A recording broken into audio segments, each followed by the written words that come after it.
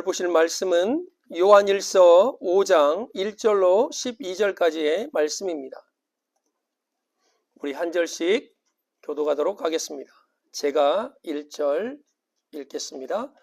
예수께서 그리스도이심을 믿는 자마다 하나님께로부터 난 자니 또한 낳으신 이를 사랑하는 자마다 그에게서 난 자를 사랑하느니라.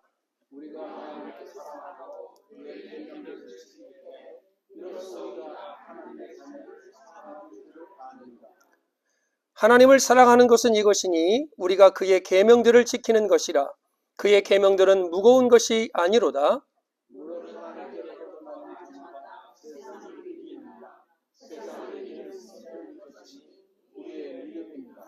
예수께서 하나님의 아들이심을 믿는 자가 아니면 세상을 이기는 자가 누구냐?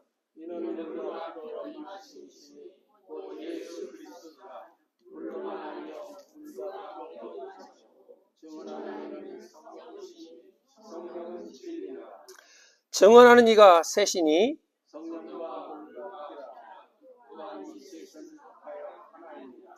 만일 우리가 사람들의 증언을 받을진대 하나님의 증거는 더욱 크도다. 하나님의 증거는 이것이니 그의 아들에 대하여 증언하신 것이니라.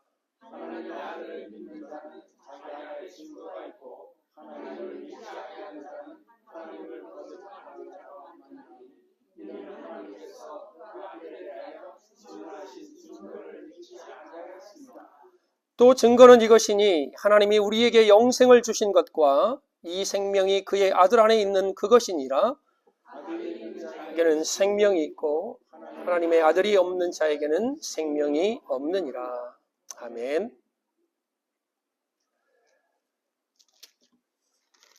할렐루야. 우리가 지난주에 요한 1서 4장을 통해서 하나님의 자녀에 대한 확신에 관해서 말씀을 들었습니다. 하나님의 자녀는 하나님께로부터 성령을 받은 자라 말씀을 드렸습니다. 또한 하나님의 자녀는 사도들의 증거, 이 증거가 뭐죠?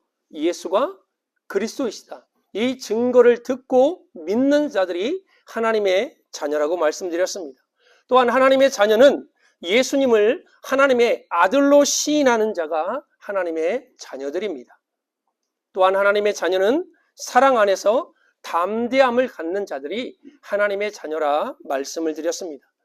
요한은 우리가 지금 요한 1서 1장부터 계속 말씀을 보아오는데 본인이 하고 싶은 말을 자꾸 나선형으로 반복적으로 돌려가면서 얘기합니다. 태초에 말씀이 계셨고 이 말씀은 하나님이라고 말씀하시면서 이 말씀을 너희가 보고 들었고 만진 바 되었다라고 출발하면서 사랑과 믿음과 행함과 진리와 증거가 무엇인가를 계속해서 반복적으로 우리에게 말씀을 들려주고 있습니다. 오늘은 설교 제목이 하나님 자녀의 정체성이라는 말씀으로 여러분과 말씀을 나누고자 합니다. 요한은 금방도 말씀드렸듯이 본인이 말하고자 하는 것을 계속해서 반복하며 강조하며 말씀합니다. 오늘 본문에는 그리스도인들의 믿음의 본질이 무엇이고 또한 믿는 자의 삶 속에서 나타나는 증거가 무엇이냐, 바로 이것을 통해서 보이고자 하는 것을 저는 성도의 정체성, 크리스찬의 정체성이라고 말씀드리고 싶습니다. 하나님의 정체성, 하나님의 자녀의 정체성은 그때나 지금이나 너무나 중요한 얘기입니다. 여러분, 내가 누군지를 아는 것만큼 중요한 것이 어디에 있겠습니까? 문제가 크게 일어나거나 아니면 우리의 삶에 어려움이 다가오면 내가 누군지에 대한 정체성이 흔들립니다. 특히 우리가 이제 학교에서 배우듯이 특히 우리 중고등부 때 자기의 정체성이 많이 흔들리잖아요. 질풍노도의 시기 뭐 이렇게 얘기도 하고 내가 지금 무엇을 해야 되는지, 내가 누구인지, 내가 앞으로 어디로 나아가야 될지가 정확하게 정해지지 않고 목표가 흔들리기 때문에 자기 자신에 대한 정체성까지 흔들리게 됩니다. 우리는 하나님의 자녀입니다. 그렇다면 하나님의 자녀는 어떠한 정체성을 가지고 믿음 생활을 해야 되는지, 어떠한 자세를 가지고 하나님의 자녀답게 살아가야 될지를 오늘 말씀 통해서 함께 은혜를 나누고자 합니다. 초대교회 당시 국내 선교를 담당했던 아주 사도 중에 사도인 베드로, 또한 이방 선교를 담당했던 바울의 그들이 말하는 크리스찬의 정체성에 대해서 잠깐 얘기하고 다음 말씀으로 넘어가겠습니다. 베드로는 베드로전서 2장 9절에 보면 이렇게 말씀합니다. 너희는 택하신 족속이요 왕 같은 제사장이요 거룩한 나라요 그의 소유된 백성이니 이는 너를 어두운 데서 불러내어 그의 기이한 빛에 들어가게 하신 이의 아름다운 덕을 선포하게 하려 하심이라 라고 말합니다. 베드로는 믿는 자들을 향해서, 하나님을 믿는 하나님의 자녀들을 향해서 뭐라 말하냐면 너희는 택하신 족속이다. 너희는 왕 같은 제사장이다. 너희는 거룩한 나라다. 너희는 하나님의 소유된 백성이라고 말씀합니다. 여러분과 저는 오늘 베드로가 말했듯이 택하신 족속이요 왕 같은 제사장이요 거룩한 나라요 하나님의 소유된 백성임을 잊지 말아야 될 것입니다. 이게 바로 베드로가 말하는 크리스찬의 정체성입니다. 바울은 여러 가지 많은 말씀을 얘기했지만 저는 갈라디아서 2장 20절이 마음에 확 와닿습니다. 내가 그리스도와 함께 십자가에 못 박혔나니 그런즉 이제는 내가 사는 것이 아니요 내 안에 그리스도께서 사신 것이라. 이제 내가 육체 가운데 사는 것은 나를 사랑하사 나를 위하여 자기를 버리신 하나님의 아들을 믿는 믿음 안에서 사는 것이라 말씀합니다. 바울은요, 크리스찬은 너희들의 정체성은 이런 것이다. 나는 예수님과 함께 그리스도와 함께 죽은 사람입니다. 나는 십자가에 못 박혔을 뿐만 아니라 그 못 박히신 예수가 내 안에 사는 사람입니다. 나는 바로 나를 사랑하시는 그리스도 예수를 믿는 믿음 안에서 살아가는 사람입니다. 이게 바로 바울이 믿는 자들을 향해서 말했던 크리스찬의 정체성입니다. 사도 바울은 이 갈라디아서 2장 20절을 가지고 고린도서 3장 16절에 너희가 바로 하나님의 성전이라고 확고하게 못을 박습니다. 저와 여러분들은요 하나님의 성전입니다. 저와 여러분들은 하나님의 성령이 거하시는 거룩한 나라요 택한 족속이요 왕 같은 제사장이요 하나님의 소유된 백성입니다. 그 예수님이 우리 안에서 살아계시고 나를 위해 죽으신 그 예수님을 믿는 믿음 안에서 살아가는 것이 바로 크리스찬의 정체성입니다. 이거를 종합해 보면 내가 어떤 사람이고 내가 어떠한 은혜를 받았는지 내가 얼마나 존귀한 사람인지 나를 위해서 자기 목숨까지 내어주신 예수님을 믿는 그 믿음 안에서 살아가는 존재임을 깨닫게 됩니다.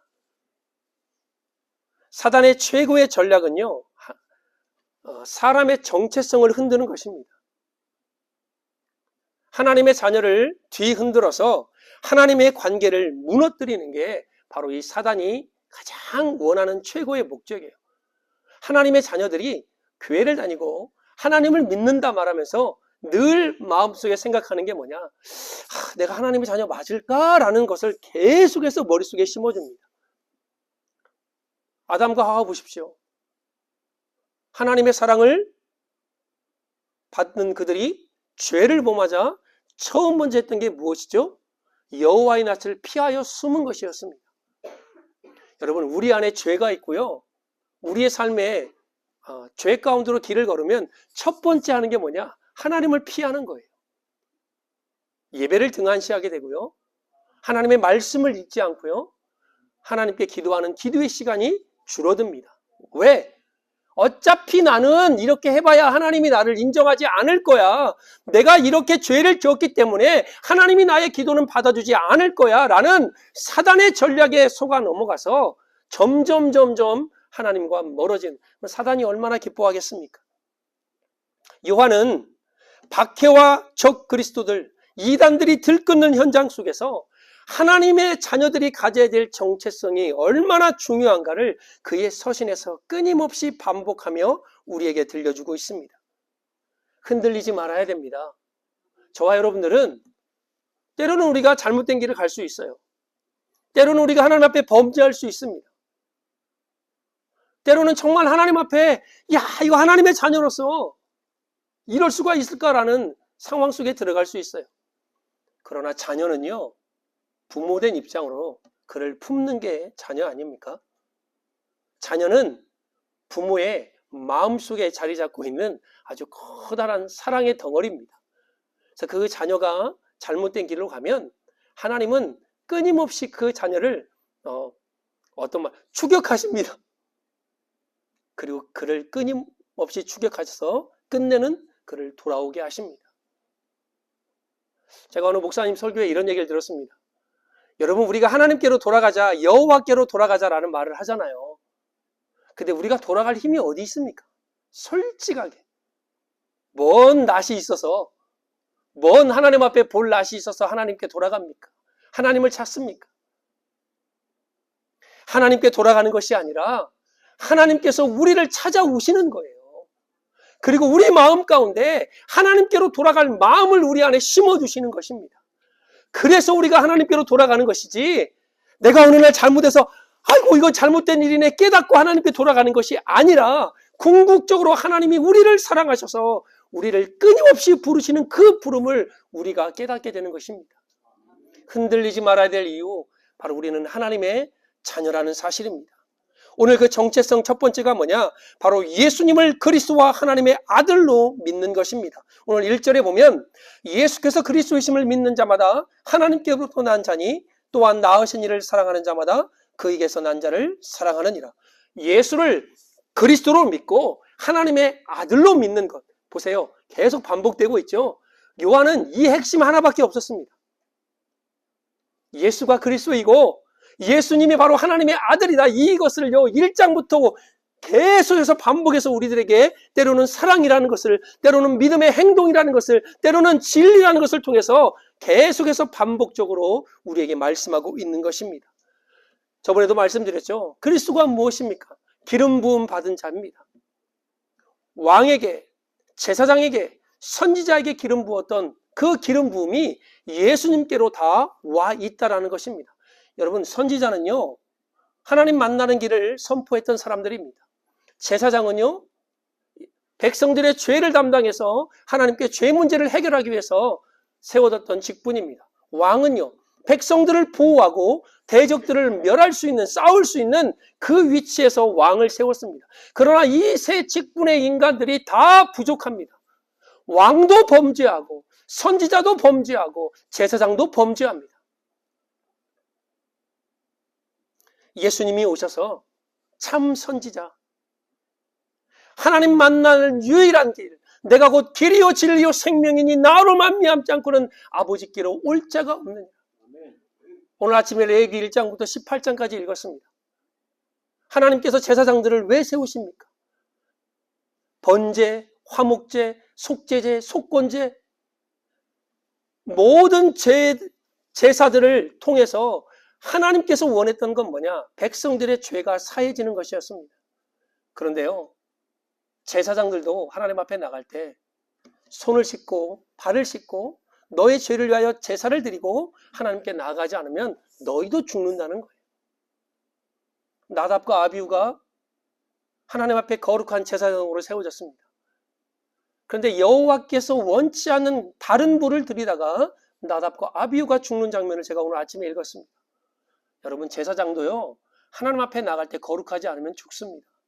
그러나 우리 예수님께서 참 제사장이 되어주셔서 에베소 1장 7절에 보면 우리는 그리스도 안에서 그의 은혜의 풍성함을 따라 그의 피로 말미암아 속량 곧 죄 사함을 받았느니라. 여러분, 히브리서 9장 12절에 보면 염소와 송아지의 피로 아니하고 자기의 피로 단번에 속죄를 드리셔서 영원한 속죄를 이루셨다라고 히브리서는 말씀하고 있습니다. 참 제사장, 참 왕으로 오신 그분께서 죄를 짓는 자는 마귀에게 속하나니 마귀는 처음부터 범죄함이니라. 하나님의 아들이 나타나신 것은 마귀의 일을 멸하러 하십니다. 이게 요한일서 3장 8절 지난주에 본 말씀 아닙니까? 이게 바로 예수님이 가지고 있는 직분입니다. 그분은 참 선지자요, 참 제사장이요, 참 왕으로 오셔서 우리 인류를, 나를 하나님께로 인도할 뿐만 아니라 우리의 모든 죄를 사할 뿐만 아니라 우리의 대적인 사단의 머리를 짓밟고 무너뜨리신 분이 바로 예수 그리스도이십니다. 여러분, 예수가 그리스도이심과 하나님의 아들이심은요, 동일한 말씀입니다. 이것은 단순히 한 믿음의 종류가 아니에요. 유일한 믿음의 고백입니다. 이걸 착각하면요, 이런 일이 벌어지는 거예요. 제가 지난번에도 얘기했잖아요. 참 인간성도 좋습니다. 너무나 착해요. 그래서 교회 안에서 이 사람은 정말 인정할 만큼 대단한 사람입니다.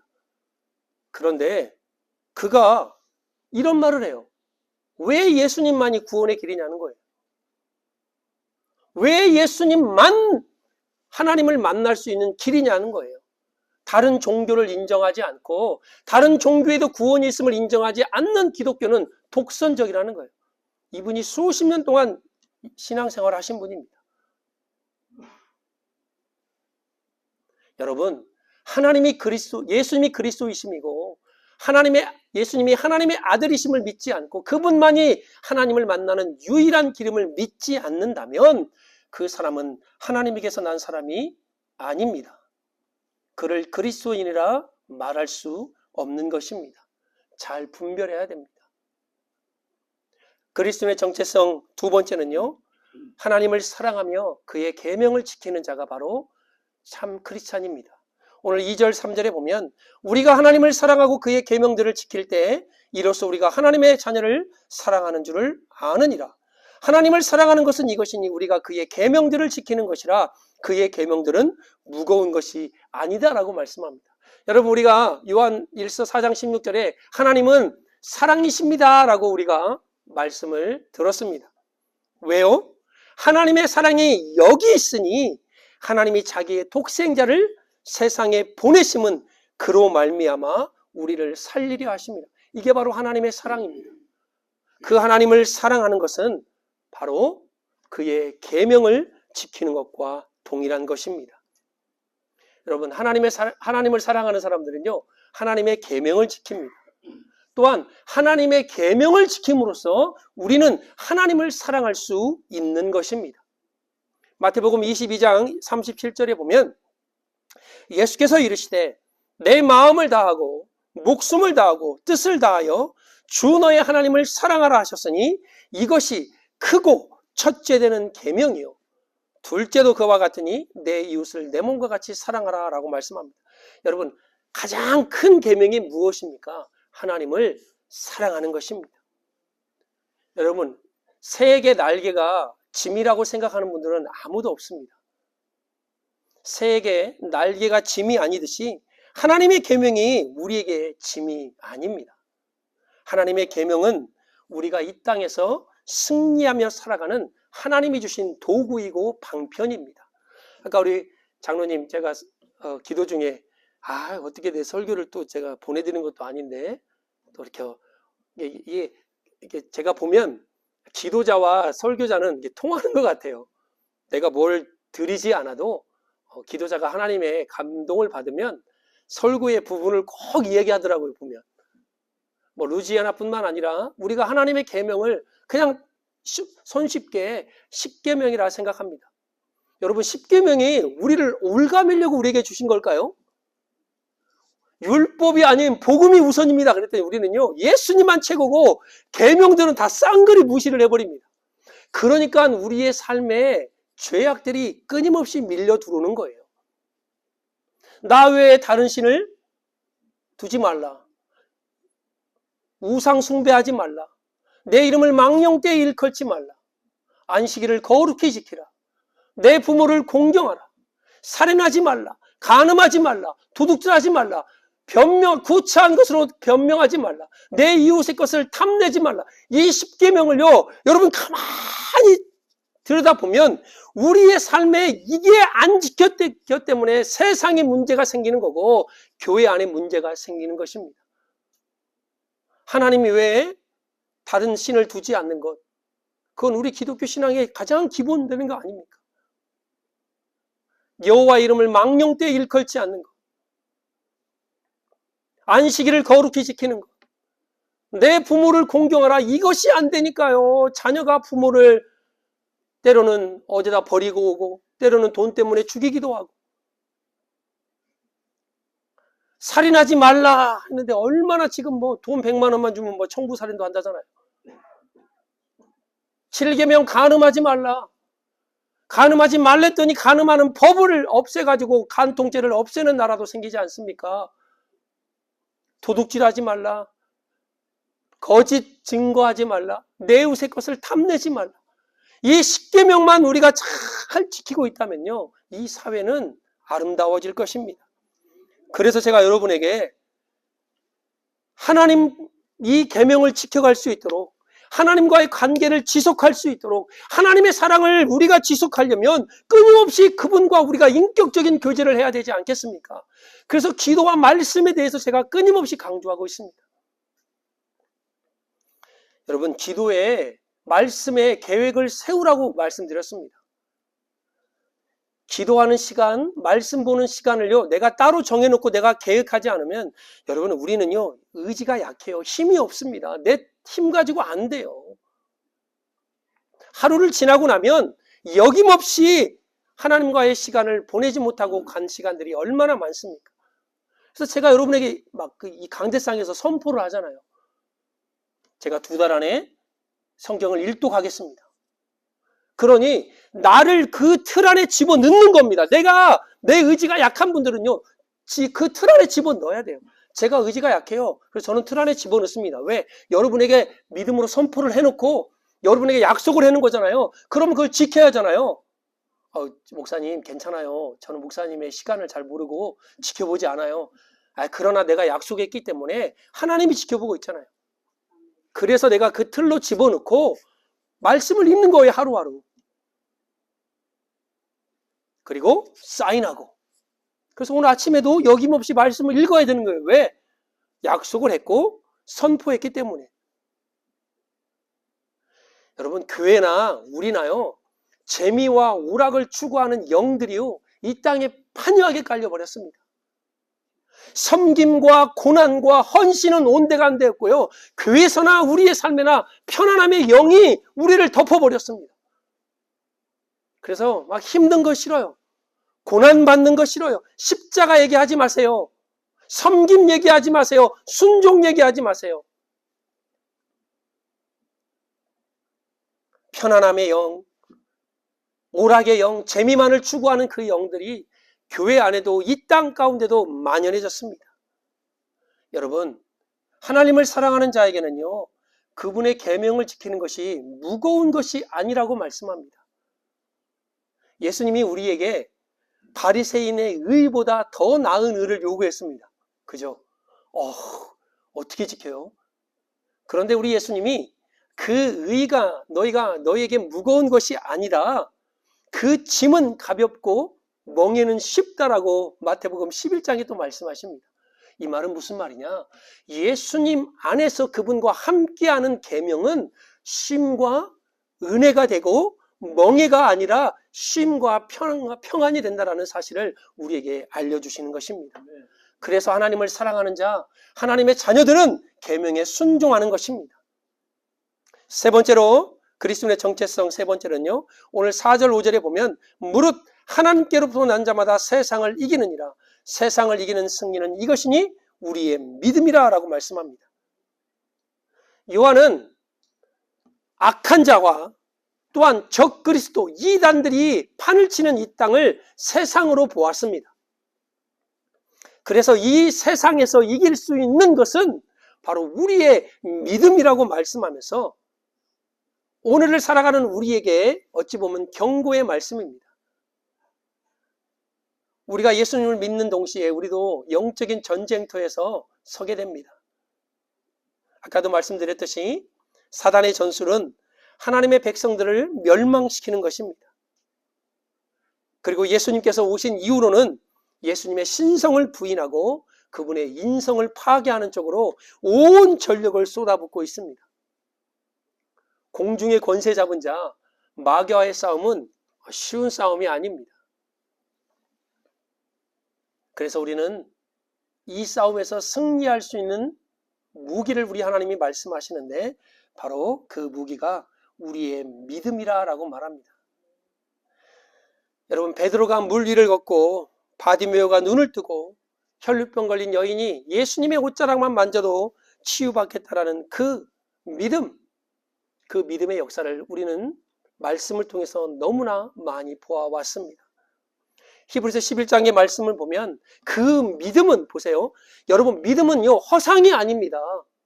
믿음은 뜬구름 잡는 게 아닙니다. 나 믿음이 있고 싶어요. 어떤 분 저한테 그래요.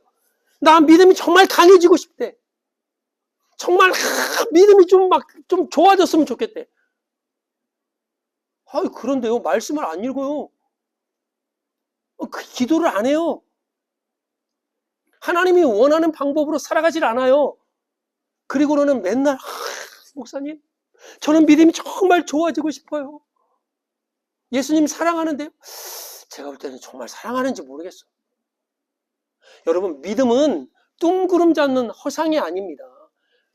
히브리서 11장에 뭐라고 말씀합니까? 믿음은 바라는 것들의 실상이라고 그래요. 자, 혈루병 걸린 여인이 믿음을 가지고 예수님의 옷자락을 붙잡습니다.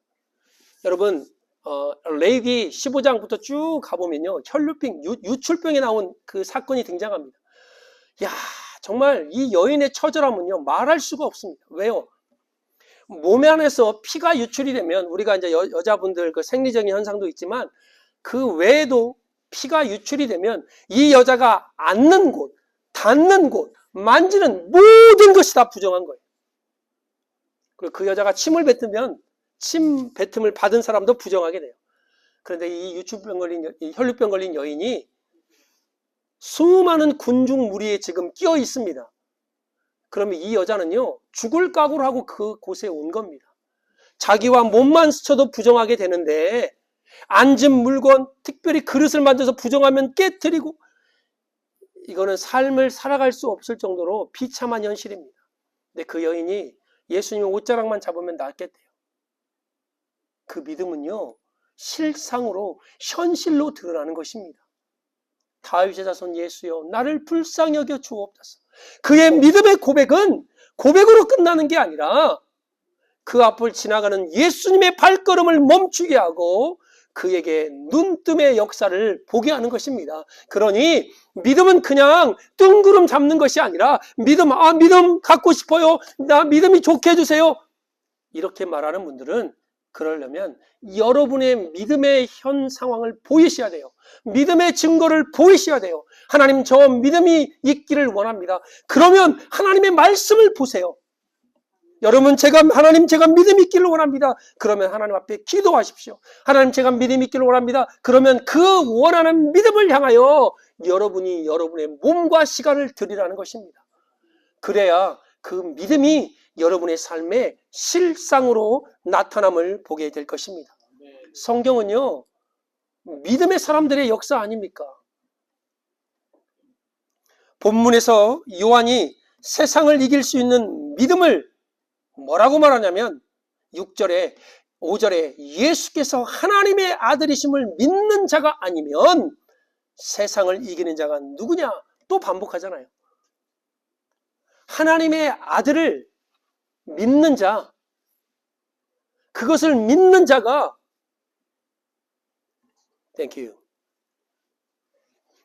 믿는 자가, 하나님의 아들을 믿는 자가 세상을 이긴다라고 요한은 말씀하고 있습니다. 요한은 그 당시뿐만 아니라 지금 이 글을 읽고 있는 독자들을 향해서도 자신이 처해 있는 그 놀라운 상황을 지금 이 현장으로 끌어오면서 이러한 질문을 던져요. 여러분, 잘 들어보세요. 하나님의 아들을 믿는 자가 아니면 세상을 이길 자가 누가 있습니까? 이렇게 질문하고 있는 겁니다, 우리에게. 그리스도인들이, 하나님의 자녀들이 세상을 이길 수 있는 그 승리는 믿음인데, 그 믿음은 어떠한 믿음이냐? 바로 예수 그리스도가 하나님의 아들이심을 믿는 믿음이라 말합니다. 이유가 뭘까요? 바로 예수님이 하나님의 능력에 유한한 원천일 뿐만 아니라 바로 그 예수님의 능력이야말로 적들을 이길 수 있을 만큼, 정복할 만큼 강력하기 때문입니다. 예수님이 이미 제자들에게 마지막 밤을 보내시면서 약속하신 말씀이 있습니다. 요한복음 16장 33절에 보면 이것을 너에게 이르는 것은 너희로 내 안에서 평안을 누리게 하려 함이라. 세상에서는 너희가 환난을 당하나 담대하라. 내가 세상을 이기었노라 말씀합니다. 여러분, 마지막으로 그리스도의 정체성 네 번째는요, 예수님의 생명을 소유하는 것입니다. 오늘 11절 12절에 보면 증거는 이것이니 하나님이 우리에게 영생을 주신 것과 이 생명이 그의 아들 안에 있는 그것이니라 라고 말씀합니다. 물과 피로 임하신 분, 성육신을 반대했던 부인했던 그들에게 예수님이 물과 피로, 십자가에서 물과 피를 다 흘리신 그분께서 인간의 몸을 입고 왔다. 바로 그분을 증거하신 분이 누구냐? 성령님이시라는 거예요. 바로 이 예수 그리스도가 있는 자는 생명이 있고 없는 자는 생명이 없다라는 것입니다. 요한은 이미 요한복음에서 이 생명에 관해서 우리에게 계속해서 말씀했습니다. 요한복음 5장 26절에 보면 아버지께서 자기 속에 생명이 있음 같이 아들에게도 생명을 주어 그 속에 있게 하시려. 요한복음 6장 40절입니다. 내 아버지의 뜻은 아들을 보고 믿는 자마다 영생을 얻는 이것이니 마지막 날에 내가 이를 다시 살리리라. 여러분, 아버지 뜻대로 살고 싶습니까? 그러면 예수님을 믿는 거예요. 내 아버지의 뜻은 예수가 하나님의 아들이심을 믿는 것이 우리 아버지의 뜻입니다. 함경진 목사님이 은퇴하신 후에 후배 목사님들이 찾아왔습니다. 그 후배 목사님들이 한 목사님한테, 목사님, 우리 후배 목사들이 이제 목회를 해야 되는데 어떻게 해야 잘 할 수 있을지, 한 목사님처럼 이렇게 훌륭한 목회를 할 수 있는지 저희들에게 조언을 좀 해주십시오라고 부탁을 했습니다. 그때 함경진 목사님이 후배 목사님들한테 이 말씀을 했다라고 합니다. 목사님들, 예수 잘 믿으세요. 이게 바로 요즘 뼈저리게 느끼는 우리의 말씀 아닙니까? 여러분, TV만 틀면 선교사가, 어떤 목사가 정말 하나님 앞에 내가 정말, 물론 저도 완전하지 못합니다. 그러나 최소한의 도덕적인 윤리는 우리가 넘지 말아야 되죠. 여러분, 예수 잘 믿어야 됩니다. 저와 여러분들 정말 예수 잘 믿기를 주님의 이름으로 축복합니다. 요한복음 11장 25절 26절 말씀입니다. 예수께서 이르시되 나는 부활이요 생명이니 나를 믿는 자는 죽어도 살겠고 무릇 살아서 믿는 자는 영원히 죽지 아니하리라. 여러분, 잘 보세요. 이 말씀 안에 영원한 생명은 이 땅에서 경험되어지고 결정되어지는 것입니다. 내가 죽어서 예수 믿으면 되죠. 내가 꼴가닥 할 때 예수 믿으면 되죠. 우리가 언제 하나님 부르심을 받을지 아무도 몰라요. 이 영생이 내가 죽어서 결정되는 거라면 내가 죽어서 예수 믿어도 되죠. 그러나 오늘 말씀처럼 이 영원한 생명은 이 땅에서 우리가 먼저 경험합니다. 하나님의 영생을. 또한 이 땅에서 결정되어집니다. 그래서 요한계시록에 존귀와 영광을 가지고 그 나라로 들어간다라고 말씀하지 않습니까? 그래서 우리가 예수를 잘 믿어야 되는 것입니다. 예수님이 하나님의 아들이심을 믿지 않는 자들은 그분을 구세주로 소유할 수 없을 뿐만 아니라 영원한 생명을 얻을 수가 없습니다. 아들이 있는 자에게는 생명이 있고 하나님의 아들이 없는 자에게는 생명이 없느니라. 여러분, 이게 바로 요한이 말하는 복음이고 이게 바로 요한이 말하는 하나님 자녀의 정체성입니다. 하나님 자녀의 정체성을 가지고 우리가 변하지 않아야 될 본질이 무엇일까요? 바로 예수님을 그리스도로 하나님의 아들로 믿는 그것입니다. 두 번째는 하나님을 사랑하는 것이고 하나님의 계명을 지키는 것입니다. 믿음으로 세상을 이기는 것입니다. 예수님을 통하여 영원한 생명을 소유하는 것입니다. 하나님의 자녀의 확신을 가지시고 또한 하나님의 자녀의 정체성을 확고히 하여서 이 세상과 이 악한 시대를 싸워 이기는 하나님의 자녀가 되시기를 우리 주 예수 그리스도의 이름으로 축복합니다. 기도하겠습니다. 우리 하나님 앞에 같이 기도할 텐데요.